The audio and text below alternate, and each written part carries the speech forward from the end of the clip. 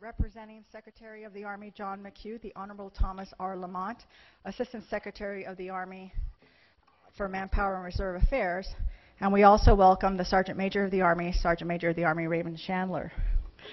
These three gentlemen have graciously agreed to participate in a town hall style meeting with all of you today. But before we begin the town hall meeting, we would like to recognize our AUSA Volunteer Family of the Year. Would Captain William Mendelson, Deborah, Mel, and Douglas please come up to the stage with us? There we go. Great. And as you know, we would not be able to recognize our outstanding families without the support of our generous sponsor, Tri-West Healthcare Alliance. Tri-West has been a very good friend to the AUSA Family of the Year Award for many years, and they have also consistently provided support and friendship to those of us in the military family support community. And we can never thank you enough for all that you have done over the very many years that Tri-West has been serving our military. And for that, I would like to have the Vice President and Chief Operating Officer for Tri-West Healthcare Alliance, Dr. Ken Farmer, also join us on stage. Thank you, sir. The Mendelson family has done an enormous amount of work, both separately and together as a family unit. And what I would like to tell you is that they are part of the California National Guard, and they were nominated by the AUSA Greater Los Angeles chapter. Captain Mendelson has served for over 25 years as a mentor and leader and trainer for the Boy Scouts of America. I have an Eagle Scout now, I'm very proud. And Mrs. Mendelson has also spent countless of hours supporting her family readiness group and has helped raise over $45,000 for the Claremont Heroes Program, the Claremont Heroes Program. The kids, Mel, as she likes to be called, was named the City of Claremont's Community Hero for her work in establishing a community-based military appreciation program. And Douglas, an Eagle Scout, was selected to represent the Scouts of America as a member of the Honor Troop in the Tournament of Roses Parade, where he escorted wounded warrior J.R. Martinez in the parade. So let's give a hand to the Mendelson family.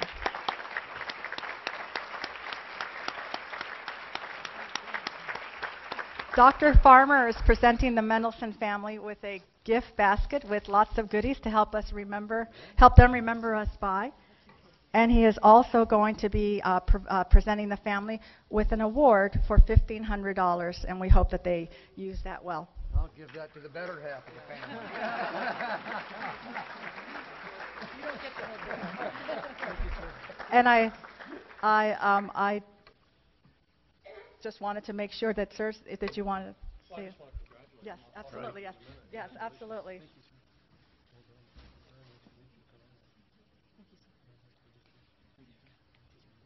For those of you who were in the last session, and General Talley talked about his desire to make reservists better families.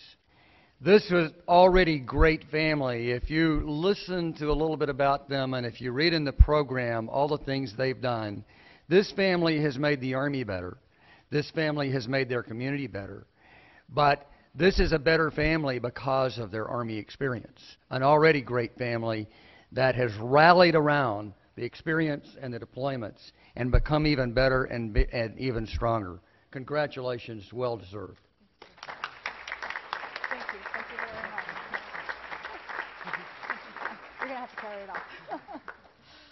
Thank you very much.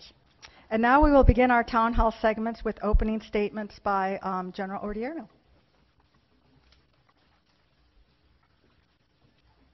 Well, thank you very much. And first, to the Mendelson family, congratulations. William and Deborah, Mel and Douglas, really appreciate all you've done. When I go around and visit and talk to people, I always talk about, we have two families. We have our biological family, but we have our Army family. And most people, as I talk outside of the Army, they don't quite understand that concept. They don't understand the fact that how much we depend on each other's and depend on each other's families, and how we depend on volunteers to help us to do many of the things that we do, and you represent so much of that. So I truly, truly appreciate that, because you represent who we are. We're a group of people who like to give back, either give back to our own communities, give back to the greater community, give back to our Army families, give back to our country, our town. That's meaningful, and you're great examples for many. So thank you very much. And I know you represent many, many other incredible Army families that we have out there that do incredible things every day. And I'm lucky enough in my position, I get to talk and meet so many of them. And then I realize how fortunate we are to be in an Army that has people like the Mendelson family. And that's what makes me so proud to be part and associated with this great Army of ours. Let me just so thank you very much, and I truly, truly appreciate your great efforts. Thank you. If I could just say a few words before we open it up for questions. I think that's really what the really important part of this is. There's a couple things as we start to move forward as an Army that are important to me personally. And one is that there's two specific campaigns that we're going to have, but there's others as well. But we're getting ready to launch what we're going to call our Ready Resilient campaign. And what that is about building resiliency in our soldiers and our families. And people can define resiliency in a lot of different ways. But there's a couple things that we know for sure. We know that as you're able to enhance performance, enhance capabilities, you build resiliency in individuals. And we need that because we ask a lot of our families. We ask a lot of our soldiers. And it's important for us to focus on how we develop this thing called resiliency. And it's developing each other physically, it's developing mentally, it's developing emotionally, it's developing spiritually. And it's having our programs in place to help us to do that. Because what I want our programs to be is something that makes us better. I don't want it to respond to problems, although we'll still be able to do that. I want us to build programs that make us better as individuals, make us better as families, make us better as an Army community. So that's why we're launching a Ready Resilient campaign that will get after this. And it's just not a one-year campaign. It's just not a bumper sticker. Since I told the press we don't have bumper stickers, so we don't. This is about a long-term process that will help us to develop the programs to help us build individual and family resiliency. Now, we have many of the programs today, but they're not coordinated properly, or they're not available, or they're not organized. So part of this is just organizing what we already have to ensure that people understand what programs they need as we move forward. The second thing that I think is important is this program, Soldier for Life. And this is about bringing soldiers in the Army, having them continue to improve it themselves as their time in the Army, and then when they leave the Army, we're going to assist them. So when they leave the Army, they're ready and prepared to move on to the next stage of their life. Why is that important? It's important because it's important that people understand that I was in the Army, it was a positive experience, and it's helped me to move forward in my life. Because, you know, every year, a large part of the Army leaves the Army. That's what we do. That's who we are. And this is something, I want the Army to be something that people remember. Some of the best experiences that I've had when I get to hear people talk about what the Army meant to them and how it changed their lives. And so we want to have a program in place that helps our soldiers and our families come into the Army, help them to continue to improve themselves while they're in the Army, and then prepare them, if they choose to leave, to be prepared to continue to contribute to society. So we want to focus, again, our programs in that area. The last thing I'll say before I sit down is we are still going to invest a lot of money into our family programs. It's a high priority. That's not going to change. But what will, and I said this last year, and we did pretty good this year, but we need to do better. We got to be efficient in the use of the dollars that we have. We got to eliminate programs that aren't efficient enough and are not gaining enough for our families. And we got to invest in the programs that are truly making a difference in our families. And I can't decide that where I'm at. I need your votes. I need your input. I need you to kind of work through your garrison commanders or through the other AFAP and other forums that we have to ensure that I understand which programs are working. Whenever I travel, I require a briefing on family programs. Because I want, and the question I ask is, which ones are working and which ones aren't? And there'll be programs that are focused on the Army itself and funded by the Army and their Army programs. But I also know that each individual installation is unique. And there are some unique programs needed at certain installations. So it should be a combination of broad Army programs that we invest in, as well as the unique programs that are for the population of a very unique installation. The one thing I've realized as I go around is each installation has their own unique problems. And a lot of it has to do with just pure geography. A lot of it has to do with who the population is on that specific installation.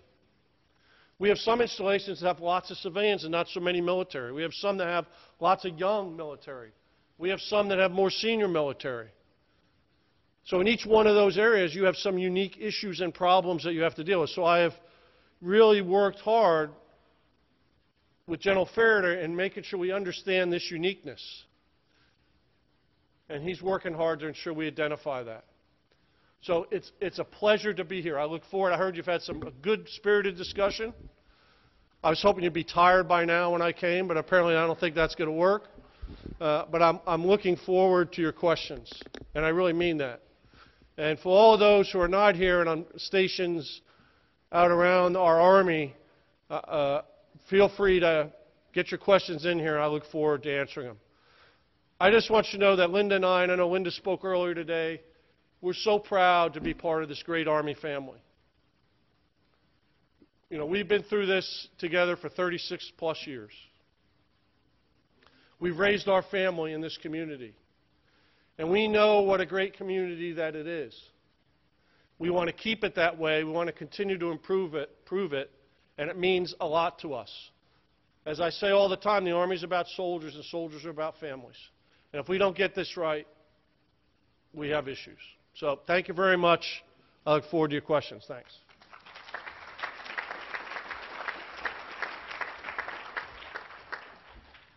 Well, Chief, I was here for the last session, and I heard a number of their questions, and they aren't tired yet, trust me.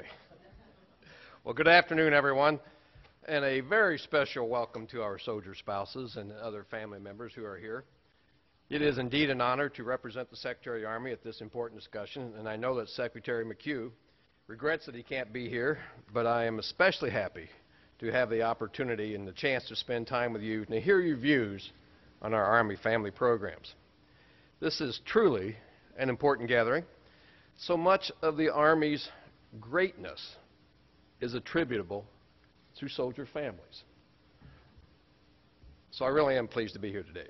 I too want to begin by adding my congratulations to the Mendelson family for their selection as AUSA Family of the Year.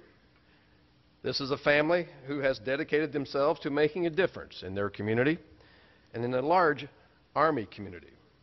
So Captain Mendelson, Deb and Mel, and Douglas, Eagle Scout Douglas, you're all true role models for passion, commitment, and service to others. So congratulations and thank you for representing our Army in such an inspirational way. Now, one of the Secretary of the Army's top priorities is to champion soldiers, civilians, and families.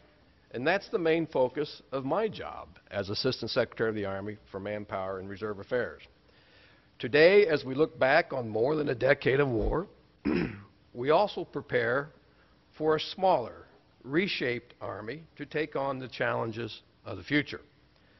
I can assure you that as we move forward, we will continue our commitment to Army family programs. To give you some perspective, In fiscal year 2008, the Army was spending around $600 million a year in support of family programs. In FY13, we will spend approximately $1.3 billion on family programs. So as you can see, we are working very hard to keep our commitment as laid out in the Army Family Covenant.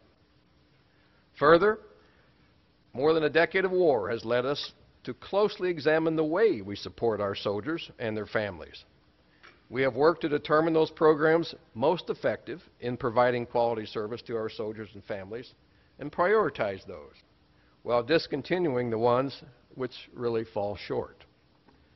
As you all know, our nation is in a moment of transition that requires us to reshape our armed forces. We are beginning a drawdown of our forces as directed by the Department of Defense in support of the new National Defense Strategy. And we recognize that this drawdown may stress our Army, but we are committed to ensuring that sustaining the all-volunteer Army remains our top priority, and supporting our families is the key element of that focus. Army leadership is committed to handling this drawdown with the utmost care and compassion. We are revamping our transition assistance programs to help both soldiers and spouses as they leave military service and enter the civilian workforce. The current transition program leverages a whole-of-government approach, including the Departments of Veterans Affairs and Labor. Additionally, both the Secretary and the Chief of Staff are championing, as you heard, an emphasis on ready and resilient force throughout the entire service of our soldiers, civilians, and families. We are in the process of improving the integration and synchronization of all of our soldier and family quality of life programs. Now, the Army is also dedicated to addressing behavioral health issues of our soldiers and families. We must get rid of the perceived stigma of asking for help and foster a culture of respect and caring. Now, this is an area where everyone in this room can help. So I want to ask you all to look out for your fellow soldiers and family members, and don't be afraid to offer a helping hand or a shoulder for them to lean on. Learn about assistance programs and how to get help. The Army has a lot of programs and policies out there to help people, but we need the support of families and neighbors and co-workers and friends. So let me close, because I want to make sure we have plenty of time for questions, but I want to thank you all for your sacrifices you have made to our nation, and thank you for being a part of the Army family and enabling us to be Army strong. Hooah.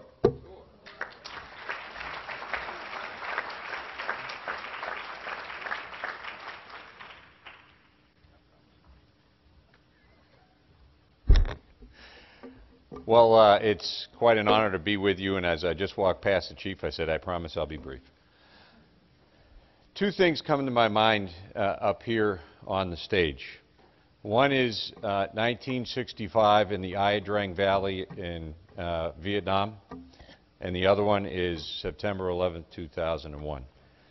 And I say that because at one time I happened to be a Command Sergeant Major in 17 Cav, which was a unit, the unit that fought in the Ia Drang Valley in 1965. And if you've ever seen the movie We Were Soldiers Once and Young, many of you can remember the scene of Mrs. Hal Moore walking down the streets and seeing Western Union delivering notifications to families that their loved one had been killed in combat. The next thing that comes to my mind is my bride. Jean and I, our anniversary is on Thursday, and she's been in the Army for 10 years. She's only known the Army at war. So if you think in 1965, when we told family members that their loved one had died by Western Union, and where we are now with our family programs and care for soldiers and families, and the fact that most of our young and mid-grade officers and NCOs have only known war, and the tremendous outpouring of support from the American people through the increased revenues that the Assistant Secretary was talking, and all of the volunteer efforts and programs, How will we manage that after 2014 for our Army and into the future with diminished resources and a diminished Army? Smaller and leaner than we have today. And I think that's really our challenge, is how do we help lead our soldiers and families to be ready and resilient, like the Chief said, and to transition from relying on a lot of services that we provide to try and cover all of the things to a core set of services that provide the best quality experience to help them to get even better. And I look forward to the discussion. We've got a great Army doing great things, and it's amazing how far we've come in 10 years. It is.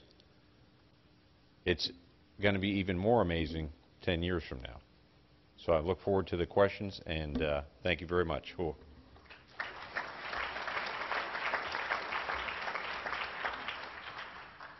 Okay, we'll begin our question and answer period with a question from one of our virtual delegates, and this is from Fort Leonard Wood. What is the metric for deciding what family programs are effective? For example, subsidizing childcare for AFTB instructors, making volunteering an expense. Without instructors, how will the program thrive? Well, I guess I'll take that. The bottom line is, can you hear me? Is the microphone on? Yep.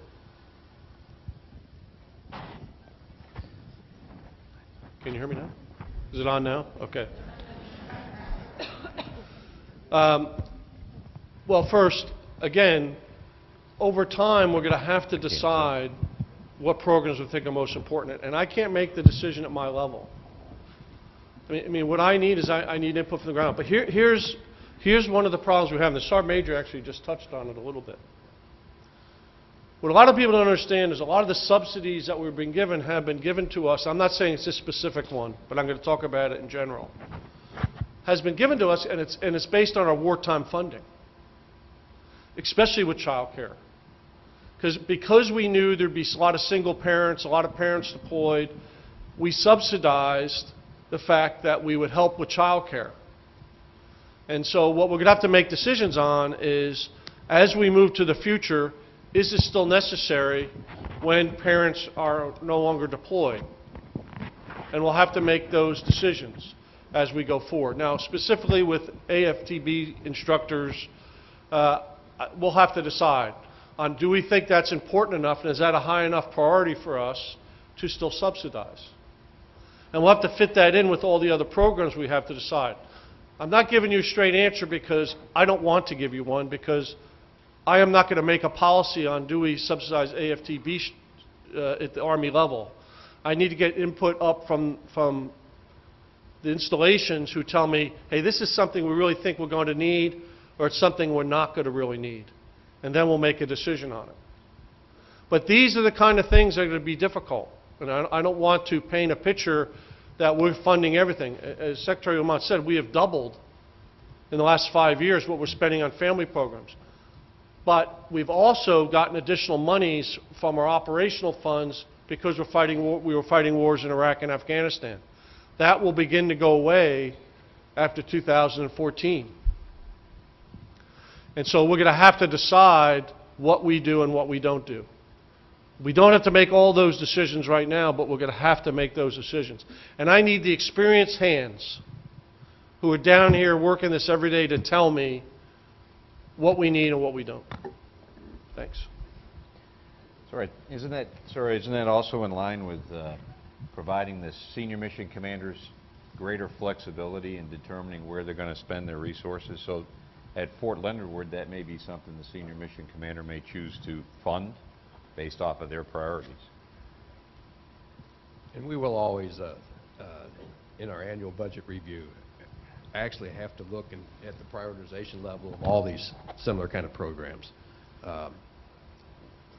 As the Chief says, source of funding is a little bit different when we're not using the OCO funding. So we'll just have to act smartly in how we budget these priorities.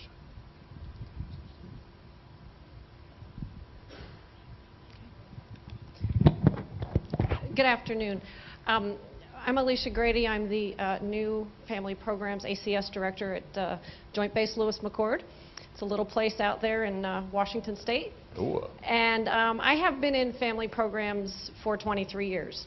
And we talk about these things a lot, about looking at programs, where we can gain efficiencies, how we can do things better, what do we need to take off the table. ACS has always been the key go-to program when we need new programs and where do we put new programs, and we always take on that mission, and I think that we do a great job at that. However, we really do need to, and I hope that we will, look at the people who are working the programs, talk to your ACS directors. It's important, of course, to have those garrison commanders engaged, but engage the people who do those programs day in and day out, because they are the ones who know what's working well and what's not working and where we can really gain efficiencies. And I think sometimes we forget to ask the people who are out in the field. Yeah, no, that's a great point. I would just say, Roger, I won't go any further than that. I mean, I agree with that, and I would hope that you have significant input to not only your garrison commanders, but your senior mission commanders as well, who help me to develop my opinions and positions on this. And we got to make sure that that's open, and I will ensure that I provide them the guidance to ensure they're reaching out to our experts and our professionals as we develop the programs we think are necessary. And you know, I've always, you know, over the years,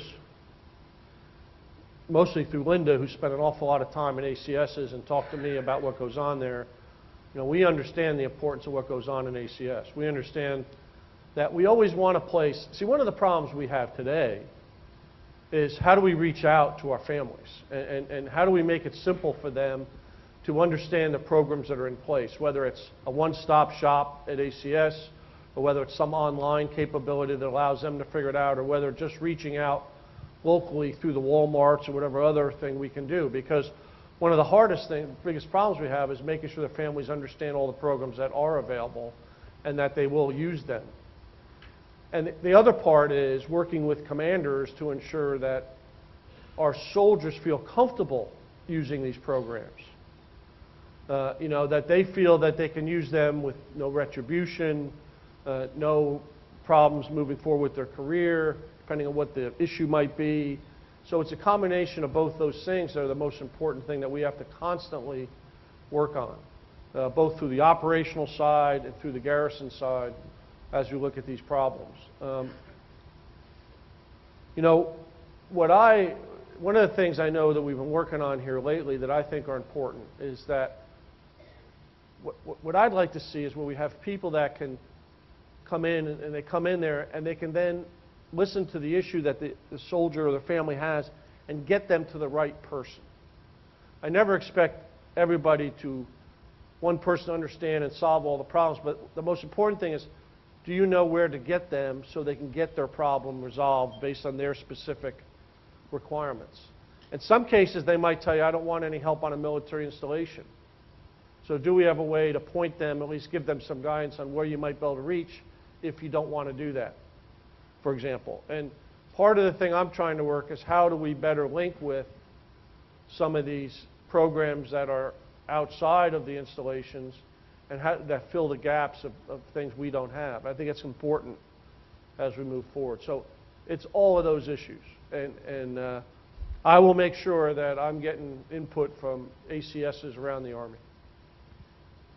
The chief makes a good point about some soldiers and soldier family members not knowing which program to go to.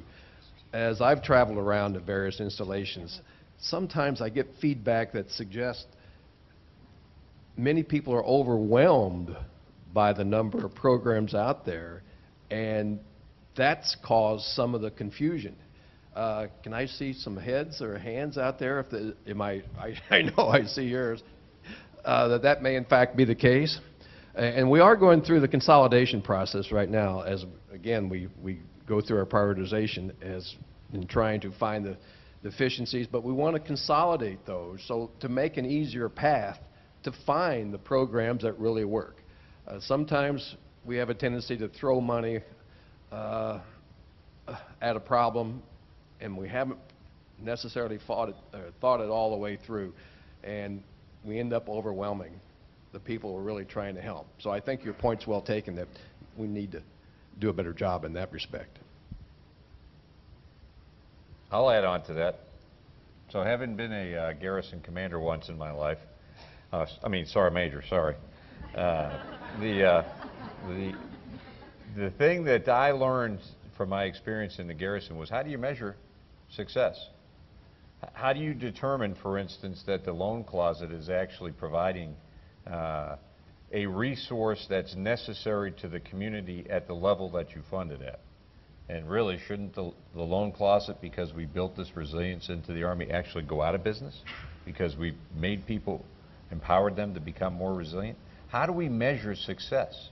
And I think that's one of the challenges that we have within the Installation Management Command, the AUSA, is, are our metrics that we're using to help us to measure our performance actually in line with the outcome we expect to achieve? And if they're not, then we've got to take a look at it. And, you know, at the end of the day, we owe it to our soldiers and families to provide the best service possible, but we also owe the taxpayers, you know, a wise and judicious use of the money that they give us. And we've got to balance both of those, I think. I have another question from a virtual delegate, and this delegate is at Fort Hood, and it's for you, Sergeant Major. Oh. A few months ago, you posted a message regarding PTSD and your own experience. Yep. I found your message instrumental in connecting with soldiers who may have similar experiences. I hope leaders who have daily contact with troops will follow suit, as I believe it will encourage others to seek help and be on their way to wellness.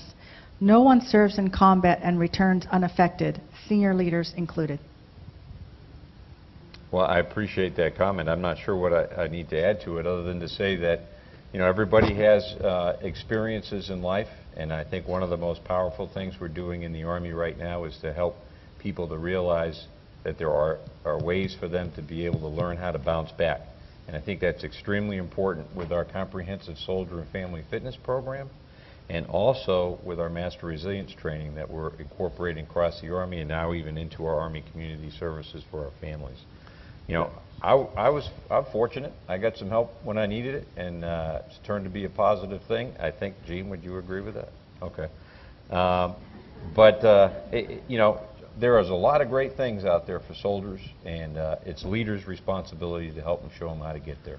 I mean, the issue here is, I agree with the statement that anybody who's been deployed, who's been in combat, will always be affected by it. And the thing we have to learn is everyone is affected differently. And as I mentioned, some have coping mechanisms to deal with some of it. Some of you don't have coping mechanisms to deal with it. So the important thing is that we all recognize that we have to help develop those coping mechanisms. If they don't have them, we have to send them to get the help to deal with it. And sometimes people don't even realize they have an issue, but there's symptoms that everyone else around them sees. So part of it is the intervention piece, and intervening and letting people know that, hey, you know, things are you just a little change a little bit. Or maybe you need to get some help. And then we got to develop a environment that people feel comfortable going to get that help, and the leaders have to develop that environment. And you know, the Sergeant Major, by him talking about it, I hope will help us to create that environment that allows our soldiers to feel free, that when they need some help, they can go get it. And as Sergeant Major said, this is PTSD is something that's correctable. It's not something, you know, you can get help, you can fix the problem.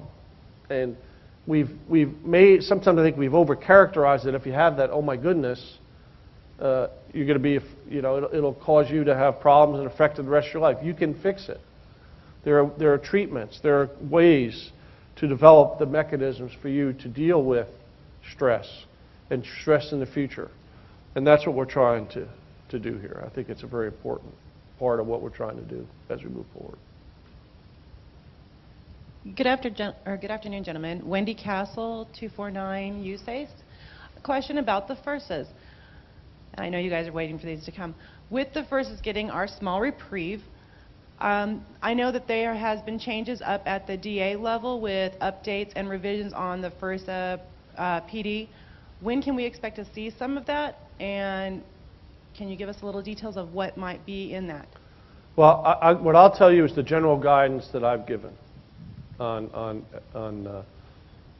FERSAs or FRSAs. So it's my position that we need to sustain them at a certain level from now on. Okay, but it's not going to be at the level we've sustained them while you're deployed. Again, I talked earlier about those were funded because we had additional money through operational funding for when we were deployed. But there's another reason. I mean, when you're deployed, I absolutely agree that we need them down to at least battalion level in order to deal with the many issues that have to be dealt with during our deployments, and I think it's absolutely essential. I think when units aren't deployed, you don't need them down to that low level, but you still need them to organize yourself and develop programs that allow us to keep the framework in place so when we do deploy, we can then maybe surge some FRSAs. So that's kind of the general guidance I've given. And so now I'm waiting to find out what the numbers will look like and how much it will cost and things like that. Okay, I'm not talking so much as in numbers. I'm talking more as in our actual job description, what we actually do, because we're prohibited from training other people. We're prohibited from briefing other people, which most of us, other Right. FERSAs, we're capable of doing that because we have the training. Yeah. We go to the training. Sure, sure. But And we aren't allowed to. sure, and I'm going to get myself in a lot of hot water here when I say this probably. But I'm still trying to figure out who put all these restrictions in place, and I'm not quite sure. So that's part of what we need to work our way through. Because my experience is, so when this first came into place, I was a division commander. Then I went through it as a corps commander. And what I found is everyone used them very differently. In some places, I believe they're used very effectively. In other places, they weren't used as effectively. And it's because in the beginning, I think certain people put constraints on them that they didn't have to, others didn't, so it was very inconsistent across the Army on how FRSAs were being used, what their job descriptions were. So we'll work that and get very consistent with it. And I've had nothing but positive experiences personally with FRSAs, but I know I have talked to others who did not. And so that's what's causing some of this. So we'll get this straight. And we'll get something out pretty quickly. I don't know, Mike, when do you think? Yes, sir. It's in final staffing. So. Okay. So final staffing, that would mean normally, you'd think that would be like a week. That'll probably be in the Army terms 2 years. No, I'm just kidding. We'll get it out. We'll get it out much sooner than that. We'll try to get it out as quickly as possible, okay? So one of the things you have said repeatedly, though, is you expect commanders to be the... Well, yeah, that's right. Thanks, Sergeant Major. He's my conscience. He's reminding me. I mean, first, fundamentally, commanders are responsible for family readiness programs and no one else. I hold them accountable. That is their job. And if they get volunteers to help them, they're lucky. And they're fortunate. And if it's their spouse, they should go thank them every night when they go home that they've decided to do that. But I do believe it would help for some of them to have FRSAs to help the commander develop and work through the program. We just got to figure out what we can afford and what we can do. Okay, so bringing up the accountability. Who is accountable for the FERSA? Because we have FERSAs, about 97% of the FERSAs do their job and do it well. About 3% bring us all down because, well, they're rogue. They do their thing. Nobody's holding them accountable because there are no checks and balances in place for the FERSAs. I mean, it's not to say that we're bad, because we are not. Yeah, I think we have to take a look at all of that. I think we have to take a look at the training programs, how we put them through. How we put them through training programs, how we hold them accountable and responsible, and who is the oversight. We'll put all that together when we publish this. Thank you for your question. This is a good follow-up question, and it has to do about joint bases, actually. And the question is, what is going to be done about Army Family Readiness Group programs on joint bases? The Air Force does not have this program and doesn't understand its purpose. We face increased regulations and restrictions that those on traditional Army installations do not. Can we do more to increase awareness of the importance of Army family programs on joint bases? Did they say where they're from? No, sir, I'm sorry, they Okay. didn't. All right. This is Fort Sam Houston. Fort Sam Houston, yeah.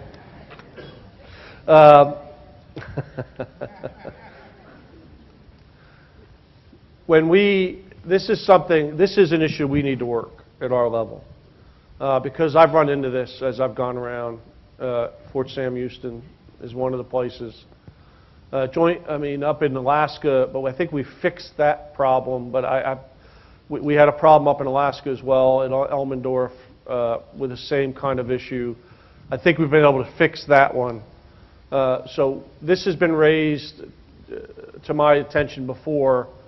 And what I need, we have to work on the specific issues that we're having with the family programs, and I will go after this. I'll talk to the Chief of Staff of the Air Force or the CNO of the Navy, depending on where it is and who's responsible, and we'll work through this issue. It's one that comes up repeatedly. I haven't heard it specific. The Army, I will say, the Army does do things a bit differently.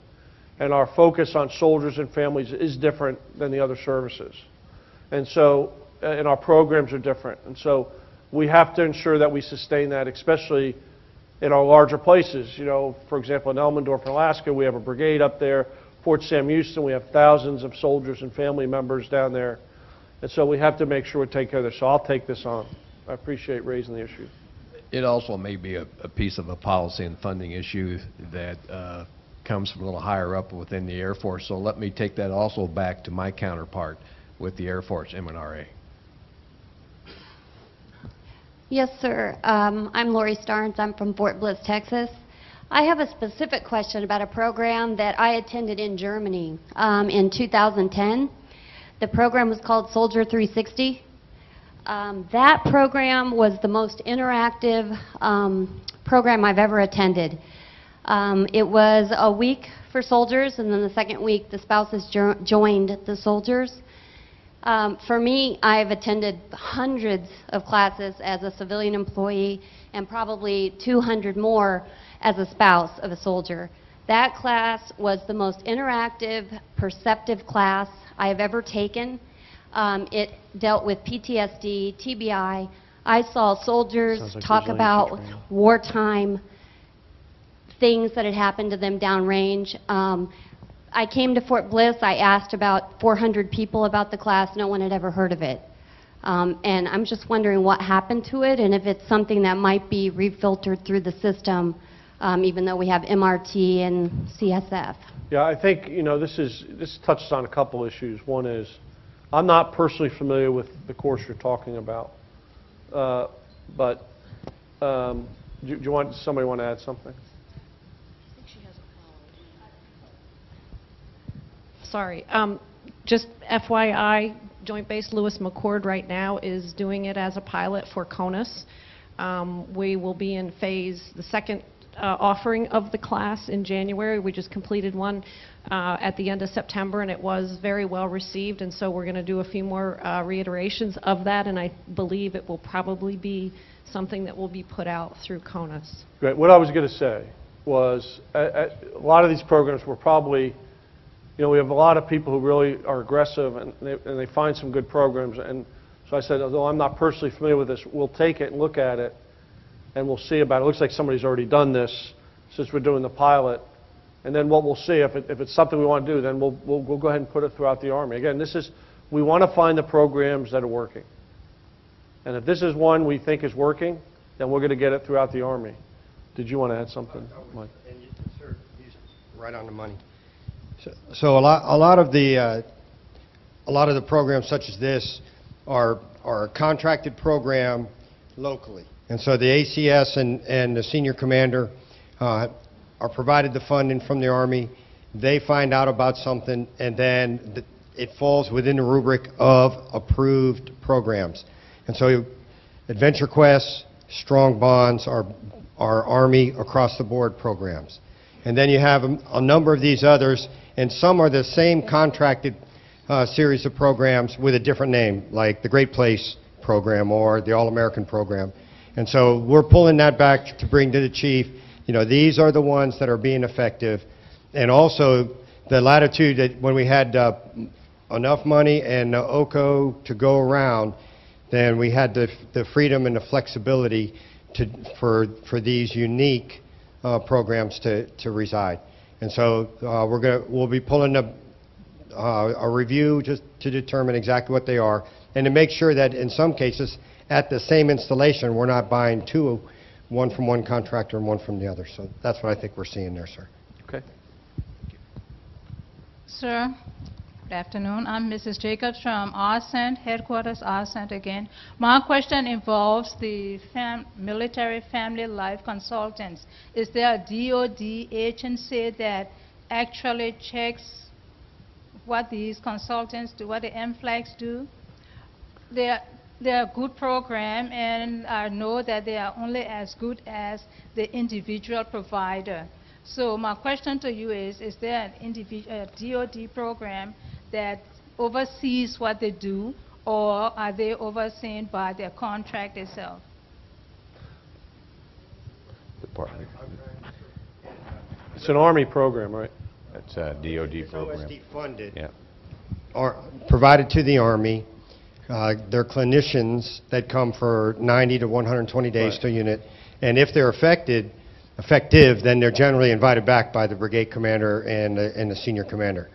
And it's almost self-policing, but obviously it won't be 100%. And Sonny, I don't know if you can comment on, I don't know if OSD sends people down and inspects. I'll ask Major General Uberti to comment on that. Thanks, sir. So the Military Family Life Consultant Program is funded through OSD. It is 90 to 120 days. There are exceptions. If you have problems with a specific MFLEC consultant, please let your ACS know. So we collect some limited data at our ACS on the performance of those MFLECs. There are some HIPAA issues and some contractual issues that prevent us from really getting down into a true metric about the effectiveness of the counseling they provide. But if you're having a challenge with a specific counselor or a specific series of them, please let your ACS know, and then we can work it from headquarters IMCOM back to OSD, who holds the contract.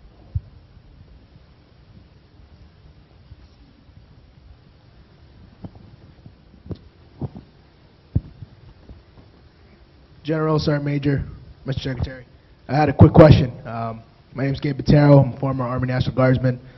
Also, right now I'm a congressional staffer. I'm no longer in. But my question is related to military suicides and PTSD. I'm just curious as to kind of what programs the Army is trying to push out on the family side, but also on the soldier side, to make sure that soldiers are getting help. Mr. Secretary, you mentioned that is a big issue, and that's something that is a negative stigma out there. And I can tell you from personal experience and working with constituents back home that a lot of reservists are afraid to get help because they don't want to get stuck in a war and transition unit. And then when they get back to their unit back home, they don't want to get help because they're afraid that they're going to get kicked out or there's going to be negative action taken against them. And unfortunately, we've seen that that leads to, unfortunately, suicide. And there's been several soldiers in the state that have committed suicide, most recently a couple months ago. So I'm just curious as to what kind of programs are out there to help change that, not only on the active duty component, but also on the reserve component, and also to help the families realize that they can reach out and get help so that it's not too late. Let me just start with suggesting that, yes, it is in fact a very serious problem, and we're very concerned with it. As of 2 days ago, I believe we had 158 active duty suicides. We had roughly 105 non-active duty suicides. We had over 17 Department of Army civilians suicides. We had roughly, well, not roughly, I know exactly, there were 6 soldier family suicides just this calendar year to date. So the importance of how we approach that problem is utmost. It affects everybody. In many respects, we deal in the Army with death. We understand that. And when we hear of a combat death, it's terrible. But it's not totally unexpected with what we do. An accidental death, we know that happens too. But a suicide is different. It impacts our lives. It impacts the soldier's unit. It impacts his family. And it even affects the readiness level of that soldier's unit because it's so unexpected and in many respects probably could have been prevented. What did we not see? What did his battle buddies not see? So the impact is very severe. And you mentioned, I think, what you're referring to was, again, a stigma of some folks that are concerned with reaching out and seeking help. And I mentioned it in my opening remarks. We really have to do a much better job of getting the word out that do not be ashamed to admit you might need help. So there's several things that we're trying to do. One is, I talked about the Ready Resilient campaign. So that's a long-term plan to build resiliency, coping mechanisms. That's one.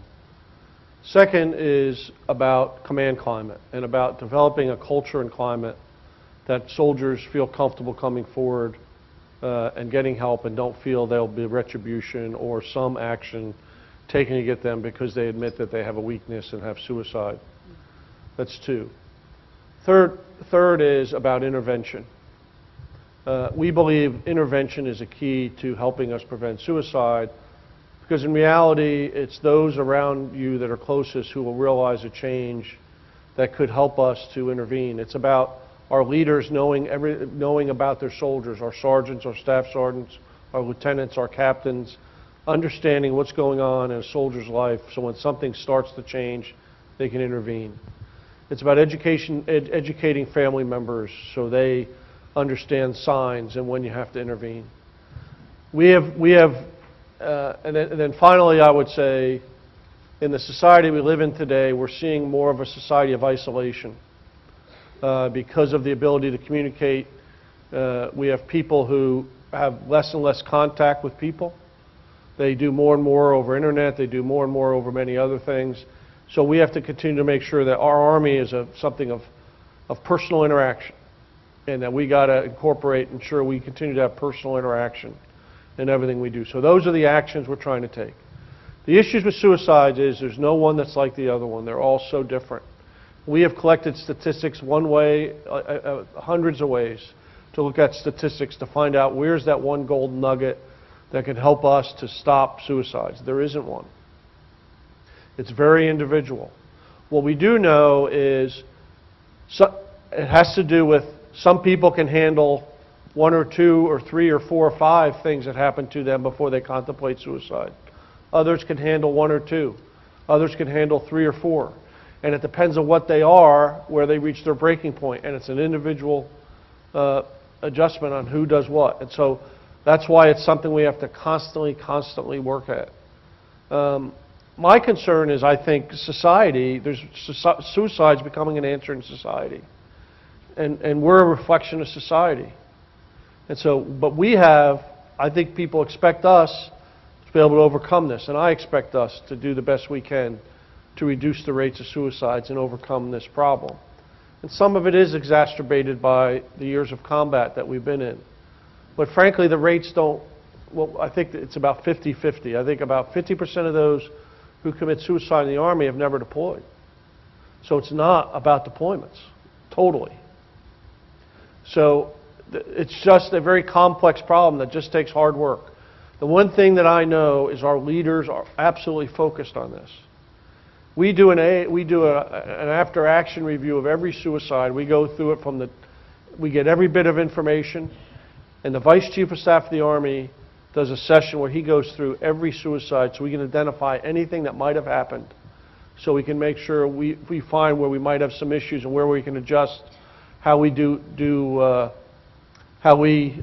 it's a policy issue or if it's sharing information. And we identified some issues. One of the problems we have is we are limited in how we share information. So commanders didn't have available to them all the information on a soldier. For example, you know, for a commander to understand that there's medicines that a soldier has been given for pain, let's say, or that he might have had some problems before. right? They're not allowed in all cases to have that information. And so we're trying to figure out how we can do this in such a way, and so we're starting to bring teams together from the medical community, from the command community, from all the different communities on every installation to try to identify those who might be of high risk so we can help them and help them through this. So it's all of those kind of things that we're working our way through. We're taking this very seriously. And it is perplexing that we have not been able to make the progress that we'd like to so far. But we're going to continue to work at it. We're not going to give up on it. A couple of things to add to that real quickly. I think we've had some statistics I've heard in the last couple of months is I think we've had more folks that have committed suicide in the United States than we've had die from homicide, somewhere around 30,000 in the last reported year, which was, I think, 2010. That's a pretty significant number. Now, within the Army, we are doing some pretty specific training.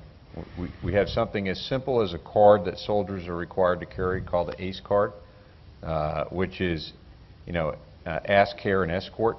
And that is nothing more than to cue an individual to say, hey, if you see something, do something. We've got assist training, which is a more formal training that goes on. It's about 40 hours of more intensive training to understand some of the warning signs and indicators that go into each unit, and then they are to assist in training the formation.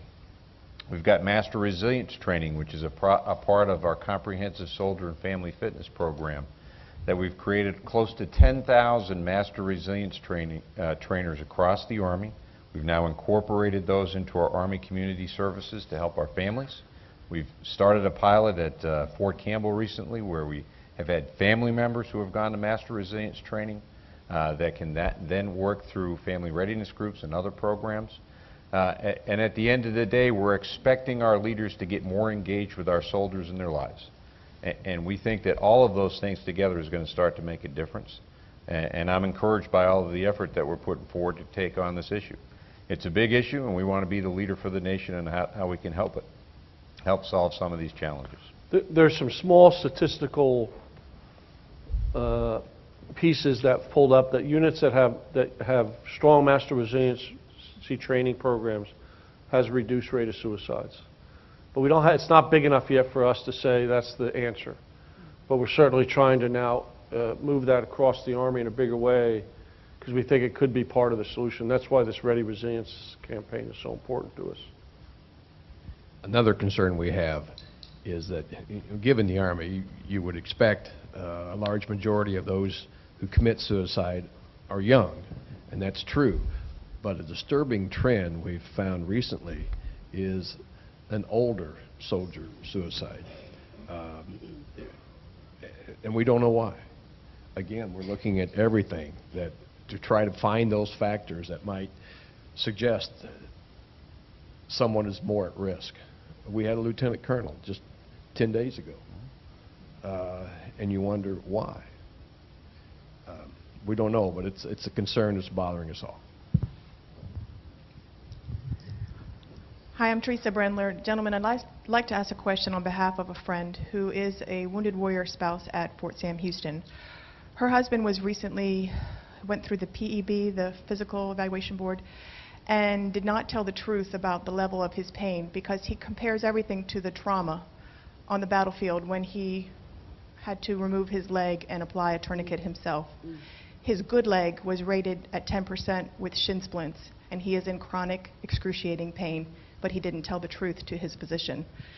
What can she do, or what can anybody else do to convince him to speak honestly to his doctor and appeal the PEB and get reevaluated? Yeah. It's a crying shame. Yeah, well, first, is he still on active duty? Yes. Yeah. You can always go back and appeal a PEB and have it done again. So that's always available. So the process is available for him to go back and say, I want to do this again. Getting him to talk is a whole different issue. I'd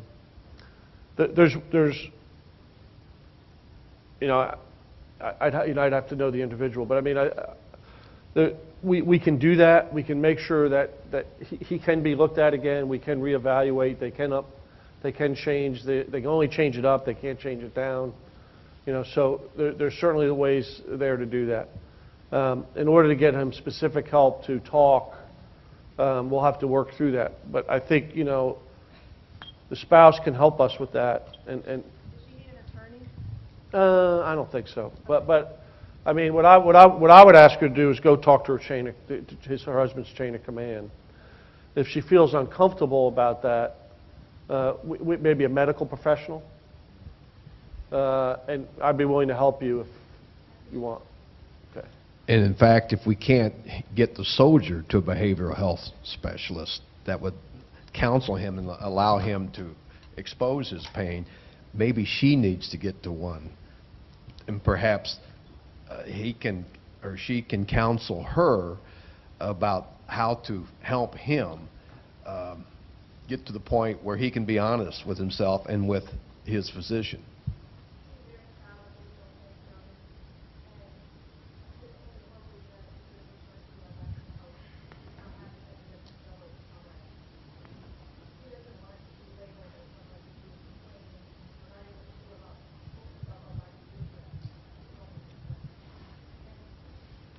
We're proud of his service and hers.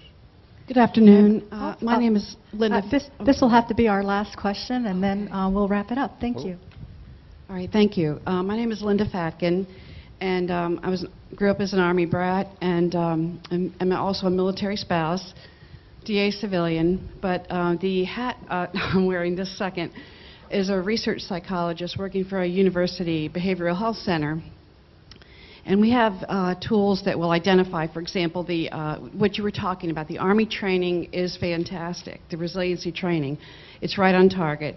But it is general, you know, and the same kind of training gets spread throughout. And so there's a tool, for example, that will identify exactly what a unit needs, specifically what protective factors need to be reinforced, that kind of thing, to identify which units are more at risk. So some commands have been using that, but I have a frustration from the other end, and that is introducing it so that it's not introduced in different tools in a disjointed manner. And I was wondering if you have a suggestion about really what the best way of introducing tools that we know we've researched them and throughout the United States, and so we know that they are evidence-based. And I just really wasn't clear. Right now, just because of my tenure as a DA civilian, I know a lot of people in the family advocacy programs, and so they say, sure, Linda, come on over, and you know, we have this whole population we want you to use, and the soldiers and also the Marine Corps have loved some of the tools. But we run into individuals that are like speed bumps, and some are like brick walls, and say, no, you know, we're not going to include that right now, thank you very much. So is it better for us to make formal meetings with individuals from MCOM? I mean, should we shift? I just didn't know if you had a way, because your sincerity and your intentions are very clear. I talked to the break. Everybody believes that the top leaders know what's going on, and they know that we're going to implement programs, but then there are also many people who want to introduce some programs, but we're not getting through. There's sort of a wall. Yeah, so there's a disconnect. Yeah, what I would say is this about resiliency? Yes. Yeah, okay. Yes. So what I would suggest, we set up a meeting with the comprehensive family soldier fitness program office. Yes. That we have, and then they meet with also our behavioral health specialists together. And I think they're the ones who are running that resiliency program for us. So I think it'd be better to go at the top, because then we decide how we develop policies that affect the whole Army, so you don't run into individual, depending on the installation you go to. Thank you. It's too disjointed. And we'll have somebody get to the information so you can get a hold of them. Thank you. Well, this concludes our very first forum. I'm very excited that we had such a wonderful way to end it, so I can't thank you gentlemen enough for your time, your wisdom, and your willingness to be candid with us and to really give us the kind of information that we need to make our families Army strong.